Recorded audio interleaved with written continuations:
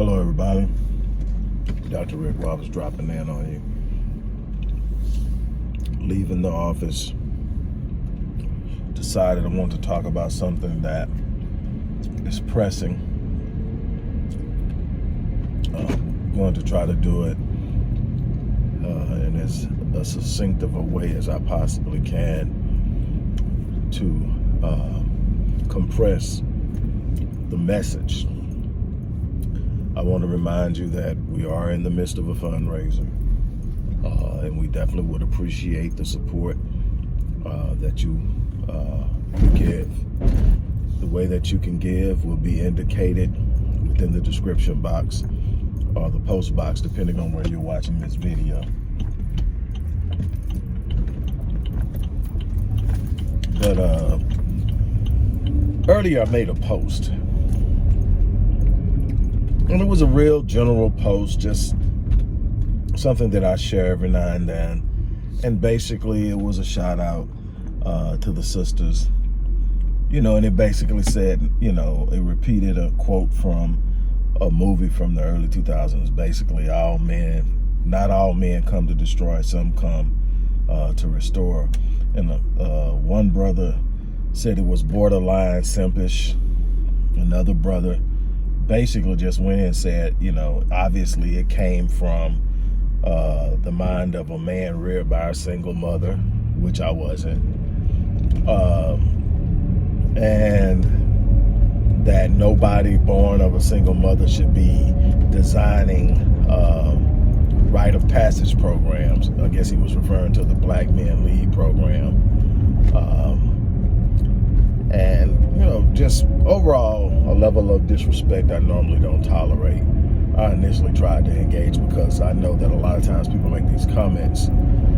There needs to be clarity and some form of rebuttal so that people know the truth. But once a person proves that they're not really there to learn, they're really there to be disrespectful, normally I block them and keep moving. Very rarely, and this is not me being arrogant, this is just me being real. Along the lines of what Dr. John Howard Clark said, I only debate my equals, all others I teach, and there are very few that can rest as an equal. And I'm not being arrogant in that, I'm being real. It's not that many people out there that have spent 30 years of their life dedicated to studying and understanding the plight of Black people on a psychological, sociological, economical, and academic level, to sit up and be able to discuss in depth multitudinous issues that plague the Black community, not only for the sake of discussion or debate, for the sake of solution and power. And so, I don't mind exchanges because I don't know everything, and I'm always willing to learn, and I'm aware of the fact that I can learn from anyone. So I don't dismiss anyone. I don't give a whole lot of credit to credentials. Some of my heroes in the world of scholarship were autodidacts, including Dr. John Howard Clark.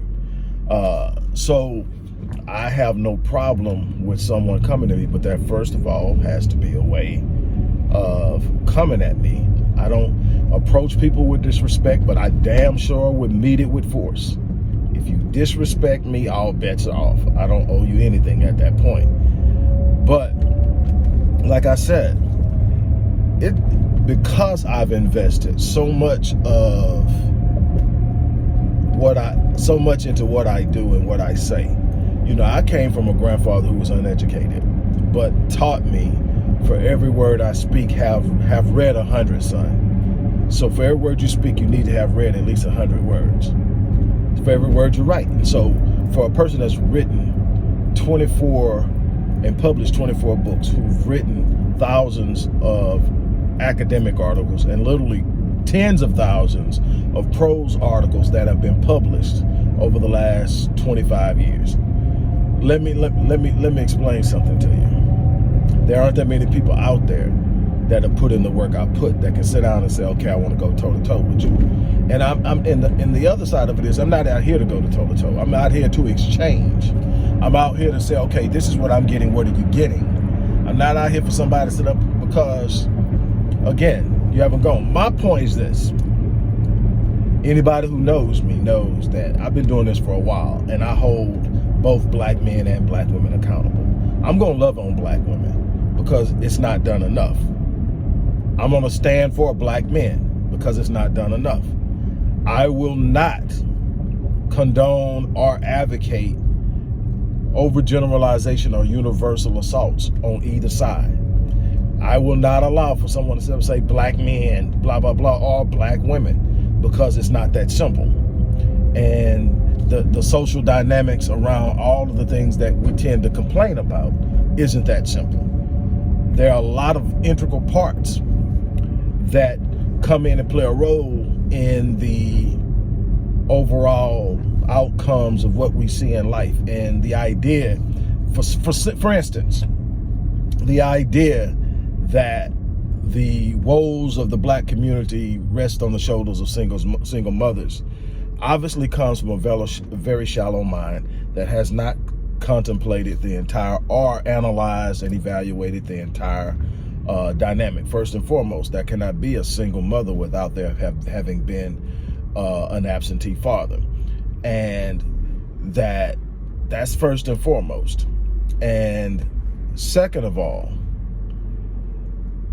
I literally do this for a living. I am literally in this for a living. This isn't some side hustle for me or whatever. I do this for a living. So I work with people about healing. I work with people about going through, and what I can tell you is a large number of my clients who are struggling from trauma came from two-parent households, where the father was, in many instances, the predator, the violator, the abuser.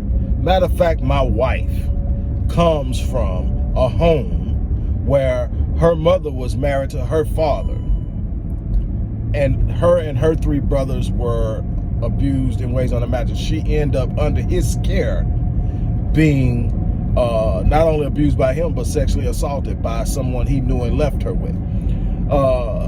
And I go on, and he not only was married to her mother, he came from a home where his dad was married to his mom, and his dad's dad was married to his mom, and all of his brothers were married, and all of his brothers beat their wives and were alcoholics.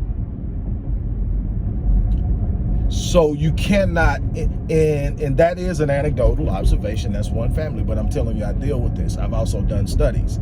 You can't come to me and tell me there's plenty of, research out there. You're going to tell me where you find this research. You're going to have to quote the studies. You're going to have to cite them, because I'm familiar with most of them. I've read them. And so I can tell you that there are some issues with black men reared by single parents.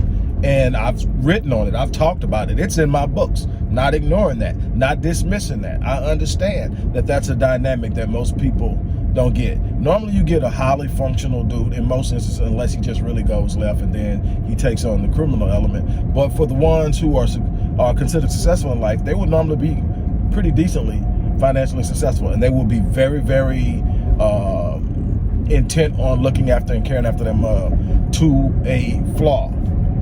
And the problem is they have a sense, and this isn't, again, universal. It's not for everybody, but I'm just telling you as a general rule, the capacity to lead in the home suffers. Why?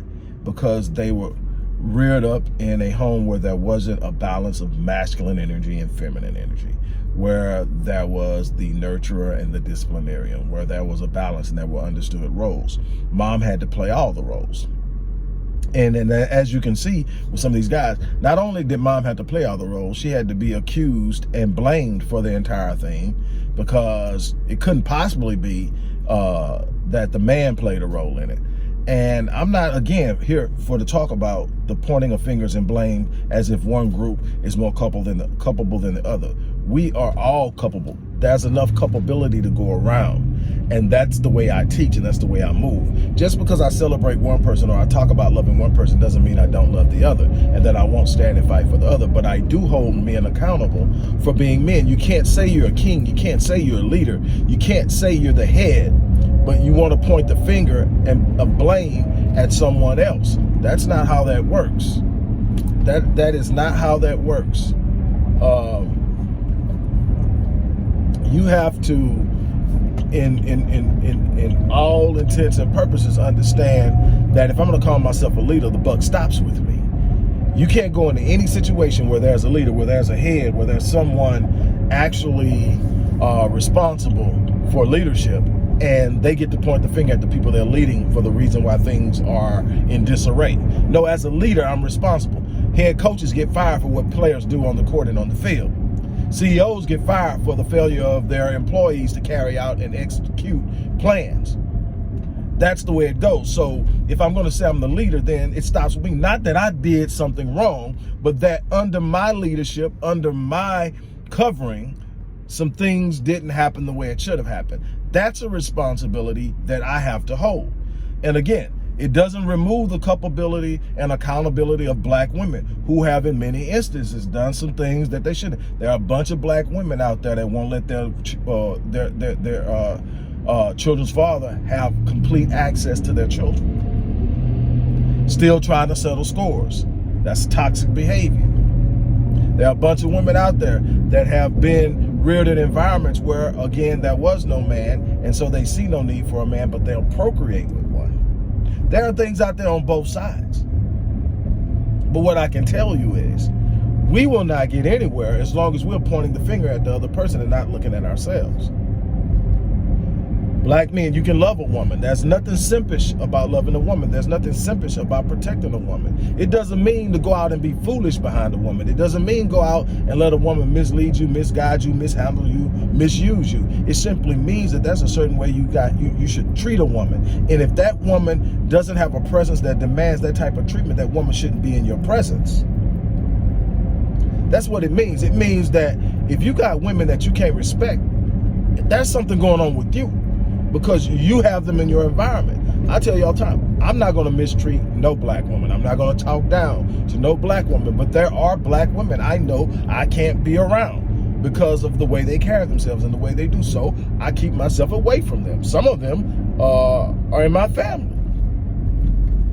But what I'm not going to do is talk down and talk respect to them, because see, that takes from me. That speaks to my character. I simply know who I am. And because I know who I am, I know what I deserve. I know what I need to have around me. I know what type of woman I need to connect with. I know what type of woman who can provide to me and give me the type of love and reciprocate the type of love I'm giving to her. I know that. So I don't have to ever go around talking about, well, no, you got to be careful about. No, you have to be careful when you're not sure who you are. You have to be careful when you're out there playing around in places you shouldn't be. And let me explain something to you. If you get triggered anytime you hear another man talking about loving on a woman, and you don't have the clarity of what type of woman he's talking about, and you automatically assume it's applying to the worst of the worst, the problem isn't with women, the problem is with you. Unless a person says, man, I don't care how horrible she is, you need to love her, you don't assume that's who he's talking about. He's talking to people who need healing. And if they need healing, that means they've been hurt.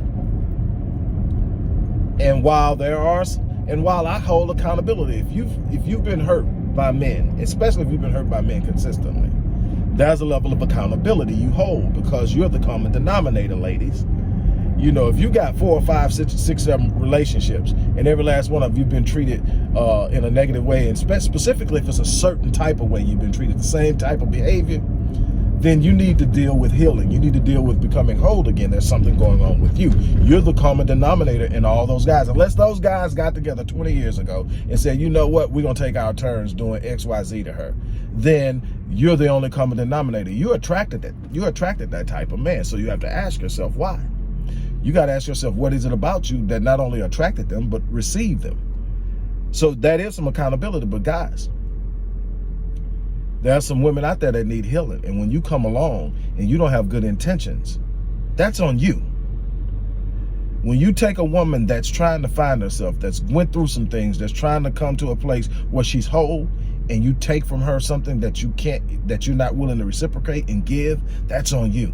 Stop sitting up blaming women for guys who are literally out there being predators. Those are the things I'm talking about. I'm saying that you have an accountability to be a certain person, and who that person is has no bearing on the type of person you're supposed to be. And unless a person does something specifically to you that draws out your ire, or in other words, they try to harm you or wrong you in some kind of way, you don't have to be around them if they can't live up to a level that demands your respect. I refuse to be around, male or female, anybody that is living their life and carrying their life and behaving in a way that doesn't demand my respect, or that will draw out a negative energy within me and make me behave a certain way, because I'm capable. You're not going to do certain things. You're not going to say certain things. You're not going to handle me a certain way. So instead of allowing myself to be broken down and experiencing all that negativity and toxic environment, I simply separate myself from those places, so that when I'm around a woman, I know that I can be a man. And I'm not just talking about in a romantic or a sexual relationship. I'm talking about there's a way you treat a woman. And see, I was reared in a home with a man that treated not only my grandmother way, but my sisters, my aunties, everybody had his respect, and he had theirs. And all that being said, when he spoke, his voice vibrated. I'm not talking about just because it was deep. I'm talking about they listened. He didn't assert himself a whole lot. He wasn't real bossy, but when he said something and it was time for it to be done, it was done. He was respected as a man. That's the same way I move. I don't walk around with no sword in my house yelling, you know, I'm the head, I'm the king, I'm the leader, everybody gonna listen to me. I let the natural environment and the way that we've set that house to run. And pretty much the lady of the house kind of moves about. But when there's a decision to be made, and it has to be made, and there's everything dependent on it, because the outcome is going to follow me. If something goes, anytime the outcome falls on me, I have the last say so. Other than that, I'm not sitting around trying to prove who's what. I know who I am. I know where I stand. And that's what I'm talking about. Leadership isn't about bossing. Leadership is about creating an environment where people trust you to stand out there and make good moves, good decisions, good choices, and to hold them down when things get hot. And the fact that my brothers immediately go to how horrible women are anytime you give a woman a compliment, anytime you're talking about love on a woman. When did loving on women and being respectful towards women become simpish behavior? To me, simpish behavior is when you're being played, and you should know you're being played, and you're being played. Loving on somebody that's actually respecting what you're doing and appreciating what you're doing and reciprocating it in whatever way they're capable of reciprocating it, in a way that everybody is getting something they want, that's not simpish behavior. That's life. Being a simp is out there playing yourself. I ain't never played myself, but I know how to treat a woman. You know, we so worried about being taken that we don't know how to give. And ladies, it's some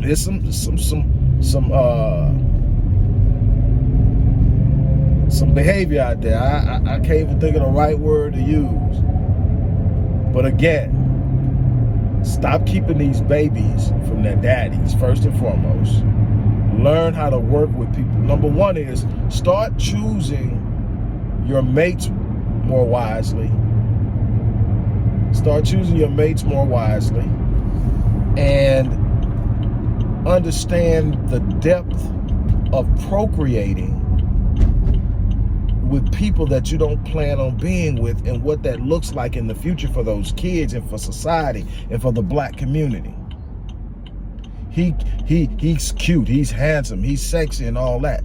But can you see a future with him? Is he treating you like he wants to be with you in the long term? Is he running game on you? Can you see through it? Watch the red flags. While I'm calling on brothers to be responsible, while I'm calling on brothers to have a sense of accountability in how they deal with our women, you've got to be accountable to yourself for who you allow in your life, who you allow in your bedroom, who you procreate with, because that's the future of our race right there. And it's so hard. I don't care how much money you make, because see, there's this faulty idea, faulty ideology that somehow because you earn a certain amount of money, you don't need a man. Man, being a man is so much more than how much money you make. See, we've commodified manhood, especially in the black community. You know, we don't look at the masculine energy he brings to the table. We don't look at the protection he brings to the table. We don't look at the modeling of manhood he brings to our young boys. We don't look at the leadership he applies to the community. We only look at how much money he brings to the table. Can he provide for me? Can he support me? There's so much more. We've got work to do. I just said all that because, look, you know, I'm sitting up and I'm looking like every time I speak on anything positive towards black women, here comes some dude. My thing is, if you ain't feeling it, don't say nothing about it, because I show love to my brothers. Matter of fact, I've had more men on the show than I've had women on the Teachers and on other shows. So it's, you know, and my thing is, I have a great deal of respect for the brothers that are doing things. I also have my program, and my pet project is black boys. I know what they need.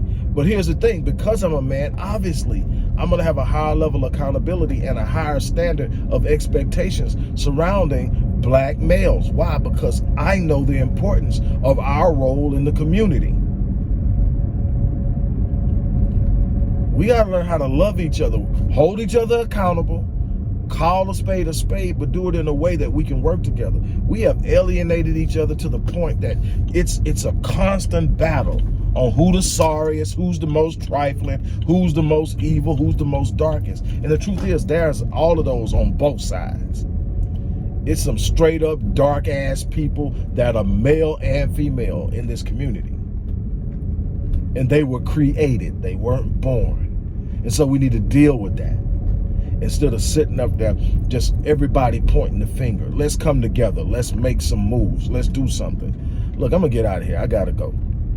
But I say all that, and I really hope that you guys listen. On that note, I'm out of here. Don't forget to support the work we're doing. I'm out.